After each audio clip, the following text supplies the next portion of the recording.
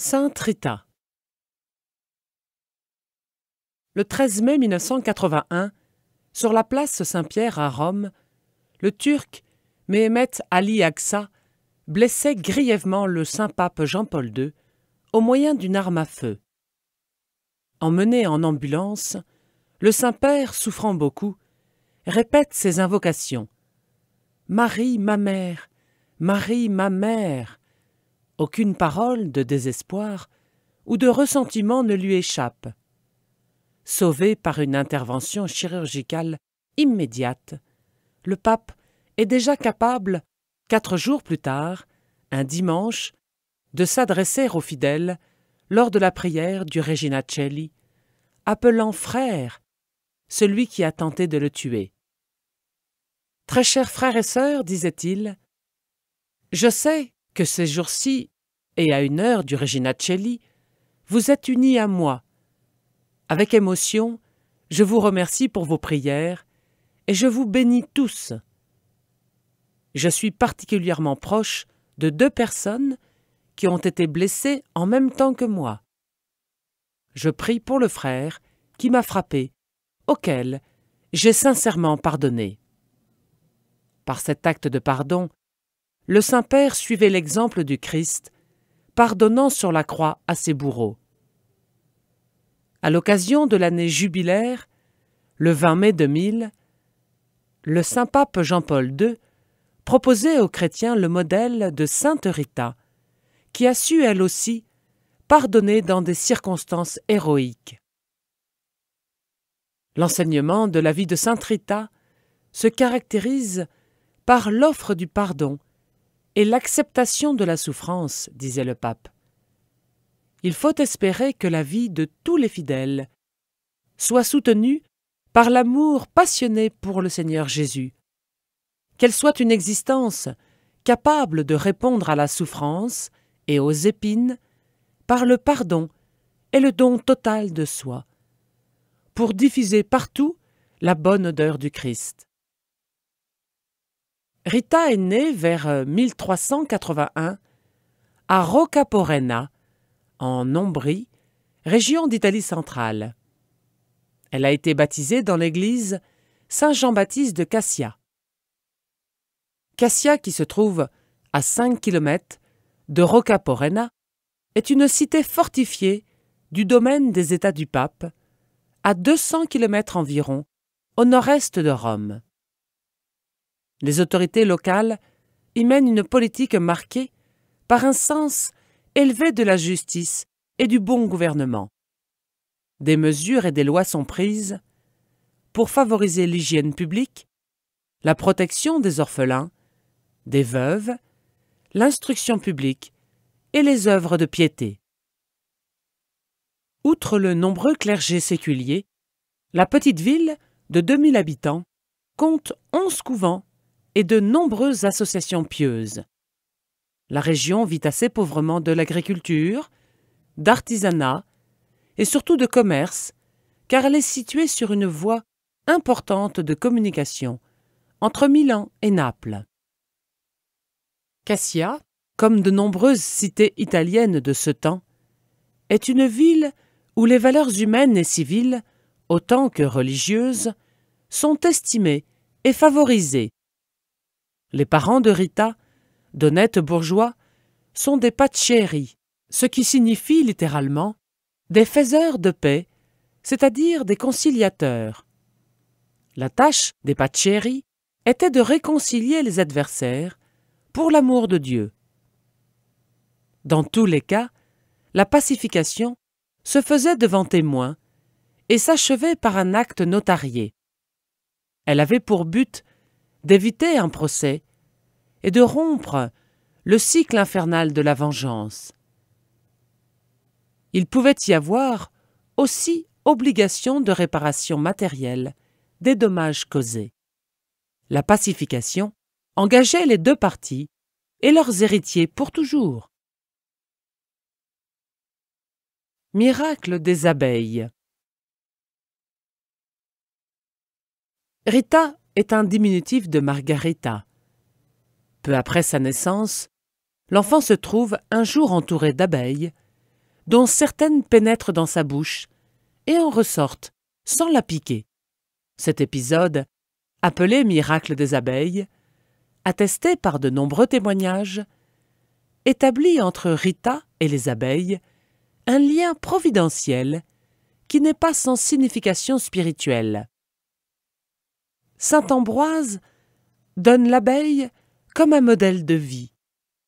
Faites que votre travail, disait-il, soit semblable à celui d'une ruche, parce que votre pureté et votre chasteté doivent être comparées aux abeilles laborieuses, modestes et continentes.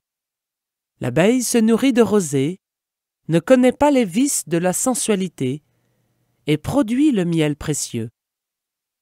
La rosée d'une vierge est la parole même de Dieu, qui, comme la rosée des abeilles, descend bienveillante et pure du ciel.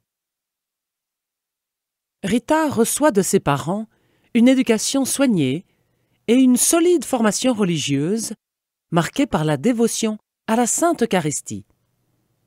À Cassia, la procession de la Fête-Dieu revêt un éclat particulier. On y vénère la relique d'un authentique miracle eucharistique, qui a fait l'objet d'un acte notarié conservé aux archives de la commune. Le miracle a eu lieu à Sienne. Un prêtre, devant porter la communion à un malade, place négligemment l'hostie consacrée dans son bréviaire. Au chevet du malade, il ouvre le livre et trouve l'hostie toute liquéfiée, presque sanglante, et les 2 pages maculées de sang. Une de ces pages et l'hostie miraculeuse sont confiées au monastère Saint-Augustin de Cassia, où un reliquaire, confectionné tout exprès, les conserve.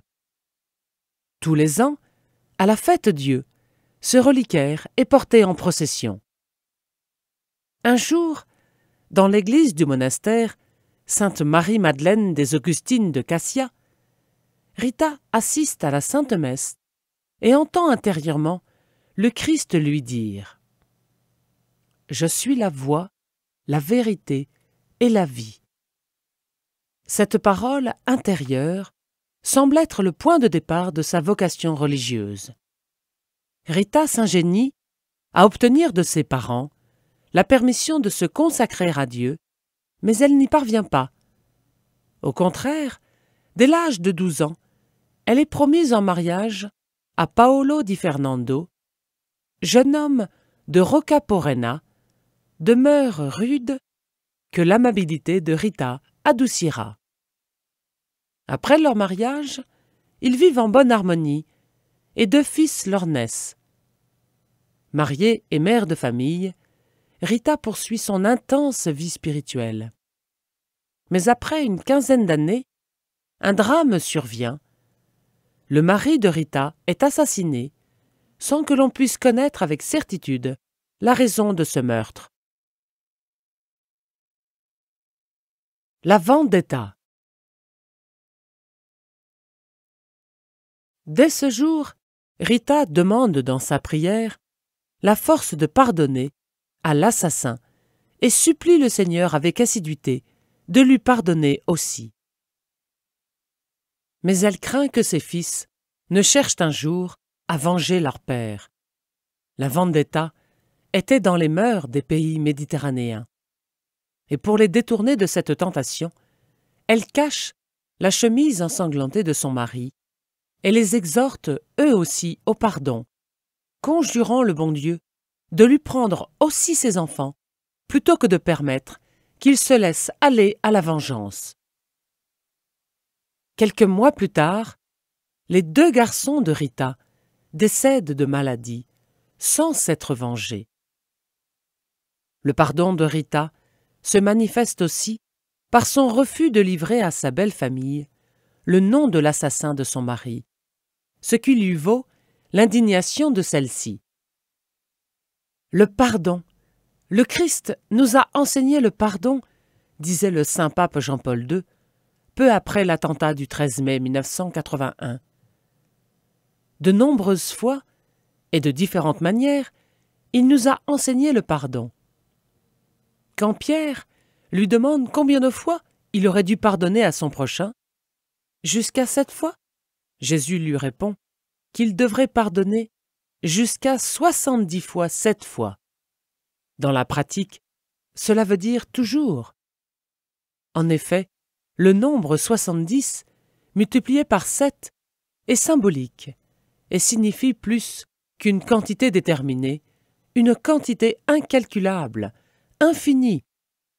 Répondant à la question sur la manière dont il faut prier, le Christ a prononcé quelques paroles magnifiques adressées au Père.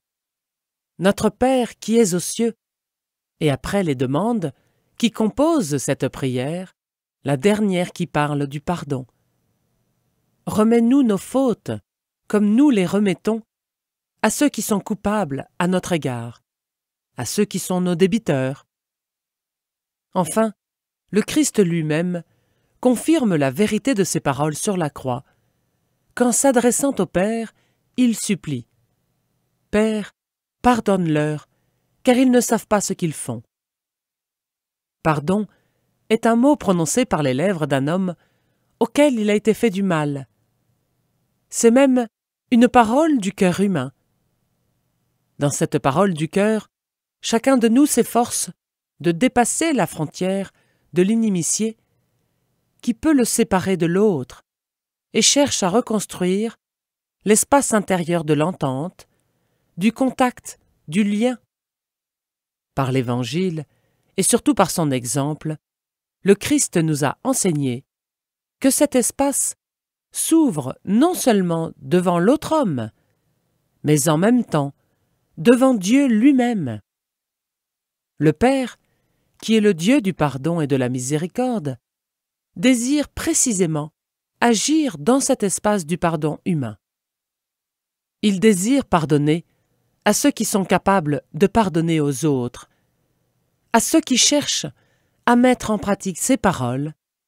Pardonne-nous comme nous pardonnons. Difficile, mais possible. Le pardon peut être difficile à accorder. Observer le commandement du Seigneur de pardonner est impossible s'il s'agit d'imiter de l'extérieur le modèle divin, enseigne le catéchisme de l'Église catholique. Il s'agit d'une participation vitale et venant du fond du cœur, à la sainteté, à la miséricorde et à l'amour de notre Dieu. Seul l'Esprit qui est notre vie peut faire nôtre les mêmes sentiments qui furent dans le Christ Jésus. Alors le pardon devient possible. Nous pardonnons mutuellement comme Dieu nous a pardonné dans le Christ. C'est au fond du cœur que tout se noue et se dénoue. Il n'est pas en notre pouvoir de ne plus sentir et d'oublier l'offense, mais le cœur qui s'offre à l'Esprit Saint retourne la blessure en compassion et purifie la mémoire en transformant l'offense en intercession. Devenue veuve, Rita quitte la demeure familiale de Rocca Porrena pour s'installer dans une plus petite maison où elle s'adonne à la prière et aux œuvres de charité. Elle se rend de temps en temps au sommet du Scioppo, piton rocheux d'environ 120 mètres de haut, qui se dresse à la sortie de Rocca Porrena. L'endroit d'accès difficile offre une vue magnifique sur les alentours et la solitude qu'on y trouve favorise la prière. L'ancien désir qu'a eu Rita de se consacrer à Dieu ressurgit et elle demande à être admise au monastère de Sainte-Marie-Madeleine des Augustines de Cassia. Mais malgré ses insistances, on la repousse. Très affligée, Rita redouble ses prières et une nuit, elle entend saint Jean-Baptiste qui l'invite à se rendre au sommet du Scioppo. Là, une vision du précurseur, accompagné de saint Augustin et de saint Nicolas de Tolentino, qui n'était pas encore canonisé, la réconforte. Les trois saints la conduisent mystérieusement au monastère, où sa demande est enfin acceptée. La communauté compte 10 religieuses, dirigées par une abbesse. Au noviciat, Rita lit l'Écriture sainte avec avidité, s'initie à la psalmodie de l'office divin et récite le rosaire. Avant sa profession religieuse, elle donne tous ses biens au monastère. La vie de Rita au couvent n'est pas sans épreuve. Une fois au moins, elle est tentée de retourner dans le siècle. D'autre part, de nombreuses tentations, notamment contre la vertu de chasteté, viennent l'assaillir. Elle les combat par la prière et la pénitence. Mais le démon continue à la tourmenter de diverses manières. Pour le vaincre, Rita contemple la passion du Christ. Une très ancienne relation de sa vie, le Breve Racconto, rédigé à l'occasion de sa béatification en 1628, nous la montre appliquée à cet exercice dès avant son entrée au couvent. Pour aider son imagination à rester toujours occupée des mystères célestes, sans se laisser distraire inutilement par des objets moins dignes, elle se représentait les diverses parties de sa pauvre maison, comme les différents lieux de la cruelle passion du Sauveur. Ainsi, dans un coin, elle reconnaissait le mont Calvaire, dans un autre, le Saint-Sépulcre, ailleurs, la colonne de la flagellation, et il en allait de même de tous les autres mystères. Cette application l'aida tellement qu'elle la renouvela plus tard, au monastère, dans l'espace restreint de sa petite cellule. La vie spirituelle de Rita est influencée par les franciscains, pour qui la dévotion à la passion du Christ tient une place centrale. Saint Bonaventure écrivait à une religieuse « Celui qui ne veut pas voir s'éteindre en lui la piété doit souvent, toujours même, contempler des yeux de son cœur le Christ mourant sur la croix. S'il vous arrive quelque chose de triste, de pénible, d'ennuyeux, d'amer, ou bien si vous éprouvez du dégoût pour quelque bien à faire, recourez sans tarder à Jésus crucifié, suspendu à la croix. Voyez la couronne d'épines, les clous de fer, la trace de la lance dans le côté. Contemplez les blessures des pieds, les blessures du côté, les blessures de tout le corps, vous rappelant comme il vous a aimé, celui qui a souffert pour vous de toutes sortes et a enduré pour vous de tels tourments. Une épine au front. Lors du carême de 1425, saint Jacques de la Marche, un franciscain, prêche tous les jours à Cassia. Bouleversé plus que tout autre par sa prédication du Vendredi saint, Rita se sent gagnée par le désir de participer de quelque manière au tourment du Sauveur. Retirée dans sa cellule, elle se jette aux pieds du crucifix et supplie le Seigneur de lui accorder d'éprouver au moins la douleur d'une pointe de la couronne d'épines. Plusieurs années après, en 1432, elle reçoit la grâce d'une stigmatisation très spéciale.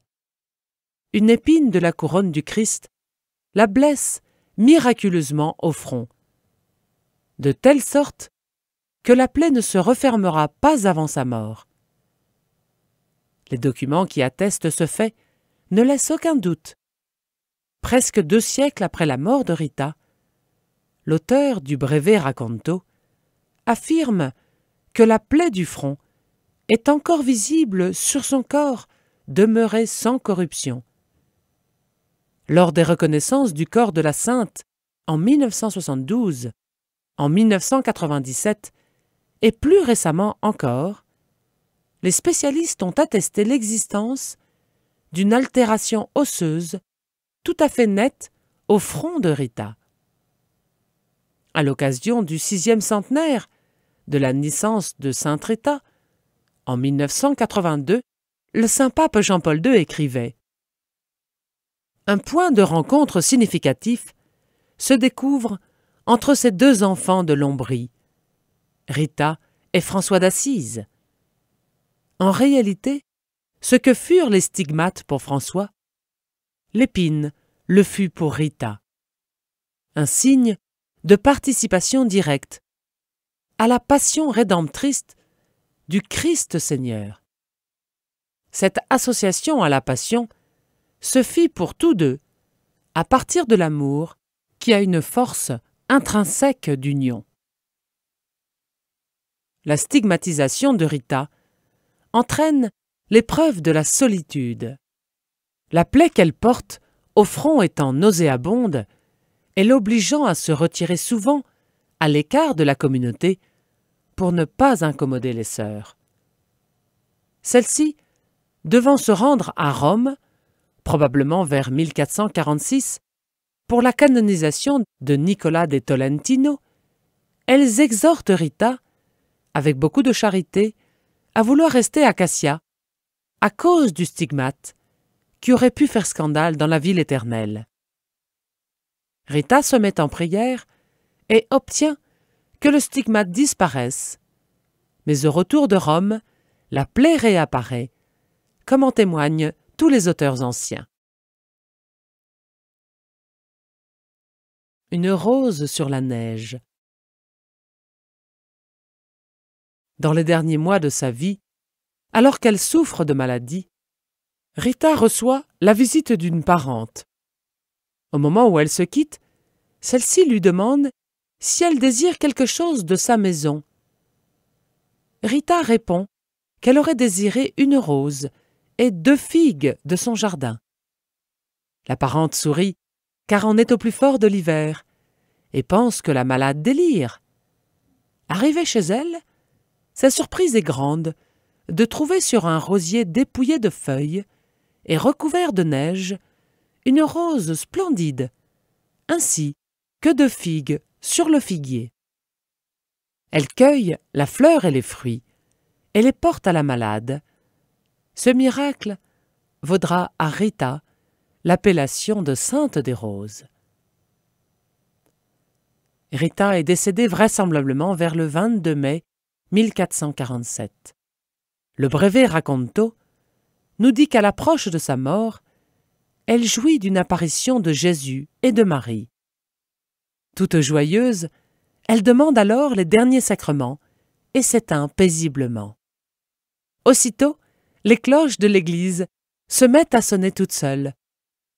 Le corps de Rita ne sera pas corrompu. Le fait est attesté, à différentes époques, à plusieurs siècles de distance. La conservation miraculeuse du corps, après la mort, a toujours été considérée par les chrétiens comme un signe de sainteté de la personne et un gage de la résurrection future. Le 20 mai 2000, devant la châsse contenant le corps de sainte Rita, le pape disait « La dépouille mortelle de sainte Rita constitue un témoignage significatif de l'œuvre que le Seigneur accomplit dans l'histoire, lorsqu'il trouve des cœurs humbles et disponibles à son amour. » Profondément enracinée dans l'amour du Christ, Rita trouva dans sa foi inébranlable la force pour être en chaque circonstance une femme de paix. Dans son exemple de total abandon à Dieu, dans sa transparente simplicité et dans son inébranlable adhésion à l'Évangile, il nous est possible, à nous aussi, de trouver des indications opportunes pour être des chrétiens authentiques en ce début de 3e millénaire. Suivant la spiritualité de saint Augustin, elle devint une disciple du crucifié et une experte pour souffrir. Elle apprit à comprendre les peines du cœur humain. Rita devint ainsi l'avocate des pauvres et de ceux qui n'ont rien, obtenant pour ceux qui l'ont invoquée dans les situations les plus diverses d'innombrables grâces de consolation et de réconfort. Si je n'étais pas estropié, La dévotion à sainte Rita commence dès sa mort. Le premier miracle que nous lui connaissons a lieu avant même sa sépulture. Le menuisier de Cassia, venu vénérer sa dépouille, s'écrie « Oh, si je n'étais pas estropié, je lui ferais, moi, son cercueil !» Aussitôt, il se trouve guéri et peut fabriquer le premier cercueil de la sainte. Peu après, une parente de Rita, venue l'embrasser une dernière fois, est guérie d'une paralysie au bras.